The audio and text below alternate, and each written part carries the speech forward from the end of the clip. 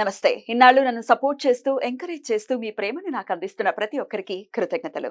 అలాగే ఈ వీడియో కూడా ఖచ్చితంగా మీకు ఉపయోగపడుతుంది. లైక్, షేర్ అండ్ సబ్స్క్రైబ్ చేసి మీ సపోర్ట్‌ని నాకు అందించండి. అలాగే ఈ వీడియో పట్ల మీకున్న అభిప్రాయాన్ని కామెంట్ సెక్షన్‌లో కామెంట్ చేసి తెలియజేయండి. ఇప్పుడు వీడియోని చూద్దాం. నమస్తే, వెల్కమ్ టు అవర్ ఛానల్. నేను పద్మిని. ముందుగా ప్రేక్షకులకి శ్రీ క్రోధినామ సంవత్సర ఉగాది శుభాకాంక్షలు.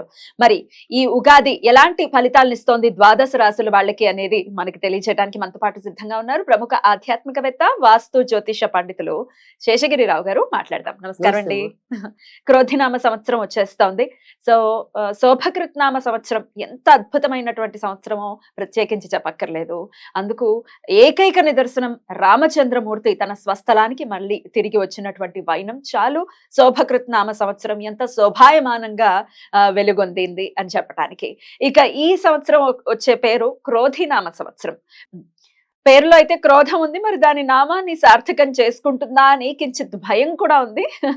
ఎనీవేస్, అసలు క్రోధినామ సంవత్సరం ద్వాదశ రాశులకి ఎలాంటి ఫలితాలను ఇస్తుంది ఒకసారి గ్రహ సంచారాన్ని గురించి వివరించిన తర్వాత ద్వాదశ రాశుల గురించి ఒకసారి తెలుసుకుందామండి. రైట్ అమ్మా. క్రోధీనామ సంవత్సరం ఉన్నట్టు పేరుకు తగ్గట్టుగానే ముఖ్యంగా ఈ మాట మరి కుజుడు రాజు అవ్వటం.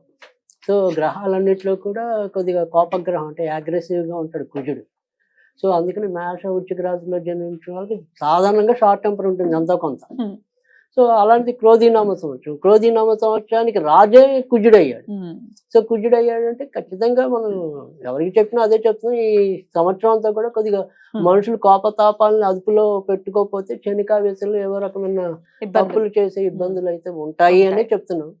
దానికి అందులో ఈసారి మరి ఈ నవవిధ నాయకులు ఎవరైతే ఉంటారో వాళ్ళు కూడా మొత్తం ఎక్కువ చెడు గ్రహాలే వచ్చాయి. అంటే శనికి ఆధిపత్యాలు ఎక్కువ వచ్చాయి, కుజుడికి ఆధిపత్యాలు ఎక్కువ వచ్చాయి. సో బేసిక్గా ఈ రెండు పాపగ్రహాలు. సో అందుకని కార్య ఆచరణ మీద మనుషులకి ఇంకా మరింత మక్కువ పెరిగే అవకాశం ఉంది. సో అందుకని మరి ఎప్పుడైతే ఇలాంటి కార్యాచరణ ఉంటుందో దానికి కోపం తోడైనప్పుడు ఏమవుతాయో తెలుసు. కనుక ఈ నేర ఘోర పరిస్థితులు అయితే కొంత పెరిగే అవకాశాలు అయితే ఉంటాయి. సో దాంతోపాటు కొంత మంచి ఏంటి అంటే గనక ఈ విశ్వాసాలు, భక్తి విశ్వాసాలు ఏవైతే ఉంటాయో జనాల్లో ఆధ్యాత్మిక భావం అనేది పెరగడానికి ఉంటుంది. ఆధ్యాత్మిక చింతన పెరుగుతుంది. సంతోషం. సో అది కొంతవరకు మనకి ఎంతో కొంత కాపాడడానికి అది మనకు ఉపయోగపడటం అనేది ఉంటుంది. తర్వాత గురుడు రసాధిపతి అవటం వల్ల ఏంటంటే కొన్ని ఏదైతే ముఖ్యంగా ఆడవాళ్ళకి ఇష్టమైన బంగారము, తర్వాత వెండి ఇలాంటివి కొంతవరకు కంట్రోల్లోకి రావడానికి అయితే ఆస్కారం అయితే ఉంటుంది. అంటే మళ్ళీ ఇంకా పెరిగిపోకుండా గోల్డ్ రేట్స్ అవి కొంత రేట్లు మనకి నియంత్రణలో ఉండటం అనేది ఉంటుంది. కనుక అవి చెప్పదగిన పరిస్థితి. సో ఇక్కడ మనం చూసినప్పుడు ఇంకా ఇప్పుడు ఉగాది అనేది ప్రారంభం అనేది ధనుర్ లగ్నంలో అయింది యాక్చువల్గా. సో ధనుర్ లగ్నానికి మరి గురుడు పంచమంలో ఉన్నాడు. సో లగ్నాన్ని గురుడు సూచించడం అంటే ఇది ఇప్పుడు మనకి ధనుర్ లగ్నం అనుకోండి. సో గురుడు పంచమం 1, 2, 3, 4, 5. సో పంచమ స్థానంలో గురుడు ఉంటాడు కాబట్టి అంటే ఏదైతే గురుడు మరి మేలో మారిపోతాడు. మే 1వ తారీఖు మారిపోతారు కదా. సో మే వరకే మనకి ఉన్నంతలో బాగున్నట్టు. అంటే ఆ లగ్నాధిపతి పంచమంలో ఉంటాడు కాబట్టి ఎవరు ఎలాంటి ఇబ్బందులు ఉన్నా చివరి నిమిషంలో బయటపడడానికి ఉంటుంది. సో కానీ దానికి విరుద్ధంగా ఏమవుతుందంటే మే నుంచి గురుడు వృషభంలోకి రావటం. వృషభం అనేది ఏంటంటే ఇక్కడ మనకి ఇందాక మనం ఇది వృషభం అనేది శుక్రుడు రాజు, ఈయనేమో మన దానవుల రాజు, ఈయన దేవతల గురువు, ఈయన దానవుల గురువు.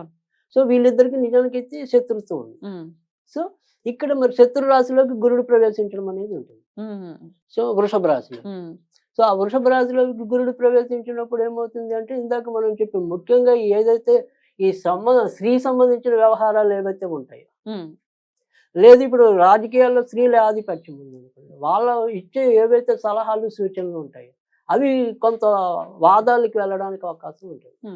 ఇంకా ఇంట్లోకి వచ్చేప్పుడు కూడా స్త్రీల మూలకంగా ఏవో రకమైన చికాకులు ఎదురవడానికి అవకాశాలు పెరుగుతాయి. సో తర్వాత రెండోది వచ్చేప్పటికి ఏంటంటే ఇక్కడ వృషభం నుంచి చూసినప్పుడు ఏంటంటే ఇక్కడ గురుడికి రాహు వ్యయస్థానం లాభస్థానంలోకి ఉంటాడు. సో ఈ లాభస్థానంలో ఎప్పుడైతే మరి రాహు వృషభానికి ముఖ్యంగా వృషభ రాశి వారికి తర్వాత వచ్చేప్పటికి ఇది వృషభ రాశి అనుకోండి, ఇక్కడ లాభంలో గురుడు ఉంటాడు. ఇది ఉంటుంది. తర్వాత ఇప్పుడు కొత్తగా పుట్టే వాళ్ళ గురించి చెప్తున్నాను. సో వృషభ రాశిలో ఎవరైతే జన్మిస్తారో వాళ్ళు కంపల్సరీ సర్పదోషం ఉంటుంది. సర్పదోషం ఉంటుంది. లాభంలో రాహు ఉన్నా సర్పదోషం ఉంటుంది. అందుకే ముఖ్యంగా రాహు లాభంలో ఉన్నప్పుడు ఇక్కడేమో కేతు పంచమంలో ఉంటాడు. పంచమంలో ఉంటారు. అవును. సో ఇది సంతాన స్థానం అవుతుంది, అదేమో లాభస్థానం. సో ఖచ్చితంగా లాభాలు ఎవరైతే ముఖ్యంగా ఈ వృషభ రాశి వాళ్ళకి గట్టి ప్రయత్నాలు ఏవైతే ఉంటాయో అవి దగ్గర వచ్చి పోతాయి. ఇక్కడ ఈ బుద్ధి అనేది వాళ్ళకి సరిగ్గా ఉపయోగపడదు. సో ఆ నిర్ణయాలు తీసుకోవడంలో ఇబ్బందులు ఎక్కువ వృషభ రాశి వాళ్ళు పొందడానికి అవకాశం ఉంటుంది. తర్వాత వచ్చేప్పటికి ఇదే దోషం అనేది కర్కాటక రాశికి కూడా ఉంటుంది. కర్కాటక రాశిలో పుట్టిన వాళ్ళకి కూడా ఉంటుంది. అంటే కొత్తగా పుట్టిన పిల్లలకు కూడా నవమంలో రాహు ఉంటాడు. నవమంలో రాహు ఉంటాడు, తృతీయంలో కేతు ఉంటాడు. కాబట్టి సంబంధ బాంధవ్యాలు ఇబ్బంది పడతాయి. ఇప్పుడు పుట్టే వాళ్ళకైతే ఇలా ఉంటుంది. ఆల్రెడీ పుట్టిన వాళ్ళకి అదే గ్రహస్థితి. ఇప్పుడు ఆల్రెడీ పుట్టేసిన వాళ్ళకి కూడా అదే గ్రహస్థితి. కానీ కొత్తగా పుట్టిన వాళ్ళకి కూడా ఖచ్చితంగా పుట్టడమే సర్పదోషంలో పుట్టినట్టు. ఎగ్జాక్ట్లీ ఈ సంవత్సరంలో ఎప్పుడు పుట్టినా ఇదే గ్రహస్థితి ఇంచుమించుగా, అంటే రాహుకేతులకు సంబంధించి. రైట్ అండి. ఇక దేశంలో ఎట్లాంటి పరిస్థితులు ఉంటాయి అనేది ఒకసారి క్లుప్తంగా చెప్పేసి ద్వాదశ రాశుల్లోకి వెళ్ళిపోతాం. రైట్. దేశంలో కూడా ముఖ్యంగా చెప్పాల్సింది అంటే ఇక్కడ వర్షపాతాలు ఏవైతే ఉంటాయి అంటే మనకు కావాల్సిన మెయిన్ వర్షం, రైతుల యొక్క ఇది. సో ఇక్కడ ముఖ్యంగా ఇందాక మనం చెప్పుకున్నాం శని కుజుల యొక్క ఆధిపత్యం ఎక్కువ అని చెప్పి. సో శని కుజుల ఆధిపత్యం ఎక్కువ అంటే మిరపకాయల పంటలు బాగా పండుతాయి. అంటే ఎరుపు రంగు ధాన్యాలు ఏవైతే ఉంటాయో లేదా ఎరుపు రంగు పంటలు ఏవైతే ఉంటాయో అవి సమృద్ధిగా పండుతాయి. తర్వాత శనికి సంబంధించి వచ్చినప్పుడు ఏంటంటే నల్లవి అంటే మిరియాలు అనుకోండి, నువ్వులు అనుకోండి, మినుములు అనుకోండి, ఇలా నల్ల రంగు పంటలు ఏవైతే ఉంటాయో వేరుశనగ దాని నుంచి నూనె వస్తుంది. సో అలా ఈ శనికి సంబంధించి నలుపుకి అలాంటివి సమృద్ధిగా పండటం అనేది ఉంటుంది. ఎలక్షన్స్ కూడా రాబోతున్నాయి, ఎట్లా ఉండబోతుంది అనుకోవచ్చు? యుద్ధ వాతావరణం ఉంటుందా? రైట్. అంటే ఖచ్చితంగా ఈసారి కూడా యుద్ధ వాతావరణం అయితే ఉంటుంది.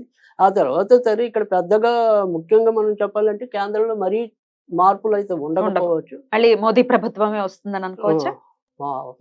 99.5% అయితే ఖచ్చితంగా ఉంది మోదీ ప్రభుత్వం.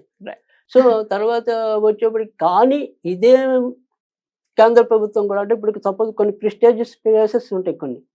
అంటే ఒక ప్లేస్ అంటే నేను ఖచ్చితంగా ఇక్కడ ఓవైసీ ఇప్పుడు మనకి అది కోంపెల్ల మాధవ్ గారు అది గెలుస్తూ అది ఓకే. నేను అలా ప్రెస్టీజియస్ ప్లేసెస్ కొన్ని ఉంటాయి కదా, ప్రతి ఒక్క పార్టీకి కూడా ఈ అభ్యర్థి అయితే ఖచ్చితంగా గెలుస్తాడు అనేది ఏదైతే ఉంటుందో అక్కడ వీళ్ళు కొంత భంగపడడానికి ఉంటుంది బీజేపీ వాళ్ళకి. బీజేపీ అని కాదు, మోరల్ గా ఇప్పుడు సపోజ్ అది వేరే పార్టీ తీసుకున్నా అంటే ఇక్కడ మాయావతి కరెక్ట్ గా ఇక్కడే గెలుస్తుంది అనుకునేటప్పుడు భంగపడతారు. అట్లాంటి రివర్స్ ఫలితాలు అనేది ఎక్కువ ఉంటాయి. రైట్. అట్లా కానీ ఓవరాల్ గా పాలనలో వాళ్ళే ఉంటారు. ఆంధ్రప్రదేశ్ లో ఏ గవర్నమెంట్? ఆంధ్రప్రదేశ్ అనేది కొన ఊపిరితో గెలవటం అనేది ఉంటుంది ఇప్పుడున్న పరిస్థితి. ఎవరు గెలుస్తారని? అదే ఇప్పుడున్న ప్రభుత్వమే ఉంటుంది. ఇప్పుడున్న ప్రభుత్వమే అంటే వైసీపీ వస్తుంది అనేది. అది ఏమంటాము చావు తప్పి కన్నులు అట్టబోయిందంటే. సో అలా అతి కష్టం మీద వారిని నిలుపుకోవడానికి ఎక్కువ కనపడుతుంది. రైట్. మొత్తానికి దేశ కాలమాన పరిస్థితులు ఎలా ఉంటాయి అనేది క్రోధినామ సంవత్సరంలో క్లుప్తంగా మీరు తెలియజేశారు. ఇక ఇప్పుడు మన ఆడియన్స్ కి కూడా ఎవరైతే కామన్ పీపుల్ ఉన్నారో వాళ్ళ రాసుల గురించి తెలుసుకోవాలని ఖచ్చితంగా వీడియో చూస్తూ ఉంటారు కాబట్టి ఇక ద్వాదశ రాశుల గురించి తెలుసుకుందాము. ఇక ధనుసు రాశి వారికి క్రోధినామ సంవత్సరం ఎలా ఉండబోతోంది? ఈ ఏడాది చాలా బాగుండే రాశుల్లో ధనురాశి కూడా ఒకటి. సో ముఖ్యంగా వీరికి ఎప్పుడూ లేనంత విధంగా అంటే కొత్త కొత్త అవకాశాలు అవంతట అవే వీళ్ళు తలుపు తట్టడం అనేది కూడా జరుగుతుంది. అయితే వాటిని ఏంటంటే మనకి ఒక సామెత ఉంది, దురదృష్ట దేవత తలుపు తీసేదాకా కొడుతూనే ఉంటుంది, అదృష్ట దేవత ఒకసారే కొడుతుంది అని. అలా కొట్టినప్పుడు ఉపయోగించుకోవటమే మరి గొప్పవారి లక్షణం. సో అలా ఈ ఏడాది ధనుర్రాశి వాళ్ళు అందుకు సంసిద్ధులుగా ఉండటం అనేది చాలా చెప్పుకోదగిన సూచన. అంటే వీళ్ళకి ఎలాంటి అవకాశాలు వచ్చినా అలాంటి అవకాశాలన్నింటినీ కూడా సద్వినియోగం చేసుకుంటూ ముందుకెళ్ళిపోవటం అనేది కూడా ఈ ధనుర్రాశి వారికి ఎక్కువ కనిపించడం అనేది ఉంది. తర్వాత ఎవరైతే ఈ ధనుర్రాశిలో అంటే ఏదైనప్పటికీ కూడా అంటే రచనా రంగంలో ఉన్న వాళ్ళకి రచనా రంగం, తర్వాత క్రీడా రంగంలో ఉంటే క్రీడా రంగం, తర్వాత ఇలా ఆధ్యాత్మిక రంగాల్లో ఉంటే ఆధ్యాత్మిక రంగం, అలా ఏ రంగం తీసుకున్నప్పటికీ కూడా ఆ రంగంలో వీరు లబ్ధ ప్రతిష్ఠులు అవడానికి కూడా ఈ ఏడాది ఎక్కువ అవకాశం ఉంటుంది. కొత్త కొత్త పదవులు బిరుదులు వీళ్ళని వరించడానికి కూడా ఆస్కారం అయితే ఎక్కువ కనిపిస్తుంది. ఇంకా జాగ్రత్త పడాల్సిందల్లా ఏంటంటే వీరికి ఏమైనా సరే దీర్ఘకాలిక రోగాలు అంటే వ్యక్తిగతంగా అంటే మధుమేహం కానీ రక్తపోటు కానీ ఇలా దీర్ఘకాలిక రోగాలు ఎవరైతే ఉంటారో వాళ్ళు మాత్రం జాగ్రత్త పడాలి. ఎందుకు జాగ్రత్త పడాలి అంటే వీరికి ఇందాక చెప్పుకున్నాం రకరకాల అవకాశాలు చుట్టుముడతాయి, వీళ్ళు దాంట్లో నిమగ్నమైపోతారు. సో దానివల్ల ఏమవుతుంది, విరామం లేకుండా పనిచేయడం అనేది ఉంటుంది. సో విరామం లేకుండా పనిచేసినప్పుడు ఏమవుతుంది, ఈ దీర్ఘకాలిక రోగాలు నియంత్రణ ఉండవు. కనుక ఎప్పటికప్పుడు ఎంతో కొంత మనం విరామం తీసుకుంటూ పనిచేస్తూ ముందుకెళ్తే కనుక ఎలాంటి ఉపద్రవం లేదు. తర్వాత వచ్చేప్పటికి ఏంటంటే ఇటు గురుడు పంచమంలో ఉన్నా షష్టమంలో ఉన్నా కూడా మేలు చేయడం అనేది ఉంటుంది కాబట్టి ఆ రకంగా కూడా వీరికి ఏమి ఇబ్బంది కనపట్లేదు. అంటే ఎప్పుడు ఎలాంటి వ్యాధి వచ్చినా ఓకే తొందరగానే బయటపడతారు, కానీ ఆ రూపేణ ఎంతో కొంత ఖర్చు అవడం అనేది కూడా కనిపిస్తుంది. ఇక ఆ తర్వాత ఎన్నో కాలం అంటే ఇప్పుడు కొంతమందికి ఒక్కొక్క చిరకాల స్వప్నం అనేది ఉంటుంది. అంటే నాకు నటించడం ఇష్టం అనుకోండి, అందుకు తగిన అవకాశం ఈ ఏడాది లభిస్తుంది. నేను ఎప్పుడో ఒక అందమైన ఇల్లు కట్టుకోవాలనుకున్నాను అనుకోండి, దానికి సంబంధించిన ప్రణాళిక ఈ ఏడాది సిద్ధమవుతుంది. సో అంటే ఎవరెవరు ఏ వారికి ఒక డ్రీమ్ ఉంటుంది కదా, చిరకాల వాంఛ తీరుతుంది. రైట్. ఈ ఏడాది చిరకాల వాంఛ తీరే వాటిల్లో ధనుర్రాశి ఒకటి. సో అందుకని ధనుర్రాశి వారికి కావాల్సింది ఏంటంటే కొద్దిగా విరామం తగినంత తీసుకుంటూ ఉండటం, ఆహారం అనేది సమయానికి తీసుకుంటూ ఉంటాం. సో ఈ రెండు కూడా వీరు జాగ్రత్త తీసుకుంటే ఈ ఏడాది వీళ్ళది కూడా అద్భుతమైన కాలం అనేది చెప్పాల్సి ఉంటుంది. సో అయినప్పటికీ కూడా అంటే ఇలాంటి ఆహార పానీయాలు ఇలాంటివన్నీ కూడా జాగ్రత్తగా ఉండడానికి కానీ, లేదా ఈ అవకాశాల్లో మరింత వీరి యొక్క సామర్థ్యం మెరుగుపరచుకోవడానికి కానీ వీరు ఈ ఏడాది ఎక్కువగా సుబ్రహ్మణ్య స్వామిని పూజించారు. సో సుబ్రహ్మణ్య స్వామి కరావలంబ స్తోత్రం అనేది నిత్యం చదువుకోవటం మంచిది. ఒకవేళ అలా చదువుకోలేకపోతే ఓం సుం సుబ్రహ్మణ్యాయ నమః, ఓం సుం సుబ్రహ్మణ్యాయ నమః, ఇది నిత్యం అక్కడ నమః పెట్టినా పర్వాలేదు, స్వాహ పెట్టినా పర్వాలేదు, రెండిట్లో ఏది పెట్టినా వర్కౌట్ అవుతుంది. సో అలా జపించడం వల్ల కూడా వీరికి ఎక్కువ మేలు జరగడం అనేది ఉంటుంది. ఈ ఏదైతే ధనురాశి వారు ఉన్నారో వీరికి మళ్ళీ కొంతవరకు ఇబ్బందులు ఏంటంటే ఇంట్లో భార్యాభర్తల మధ్య మాత్రం కొద్దిగా చిన్న చిన్న ఇబ్బందులు ముఖ్యంగా ఏ రూపంగా రావచ్చు అంటే కనుక తమ యొక్క కోరికల్ని వీళ్ళు పట్టించుకోకుండా బయటకు ఎక్కువ వెళ్ళిపోతున్నారు, లేదా బయట వ్యక్తులతో ఎక్కువ కాలం గడుపుతున్నారు, లేదా ఇవాళ ఉండే ఏదైతే ఉందో మనకి అస్తమానం ఫోన్ చూసుకుంటున్నారు. ఇలాంటివి ఏవైతే చిన్న చిన్న చిటపటలు ఉంటాయో ఆ చిటపటలన్నిటినీ కూడా ఈ ఏడాది కూడా వీళ్ళ ఇంట్లో కొద్దిగా ఫేస్ చేయాల్సిన అవసరం అయితే ఉంటుంది. ఇంక ధనుర్రాశిలో జన్మించి ఇంట్లో ఎవరైనా సరే శుభకార్యాల కోసం వేచి ఉంటే, ఆడపిల్లలు అనుకోండి మగపిల్లలు అనుకోండి, అశుభకార్యాలు ఏడాది పూర్తి చేస్తారు. అశుభకార్యాలు. సో అందుకని ఖచ్చితంగా ధనుర్రాశి వారికి అంటే వారి వ్యక్తిగత అభివృద్ధితో పాటు ఇంట్లో కళ్యాణం కోసం వేచి ఉండి ఆ రకమైన బాధ్యతను కూడా నిర్వహించగలుగుతారు సక్రమంగా. కనుక ఆ రకంగా కూడా వీరికి ప్లస్ పాయింట్ అనేది కనిపిస్తుంది.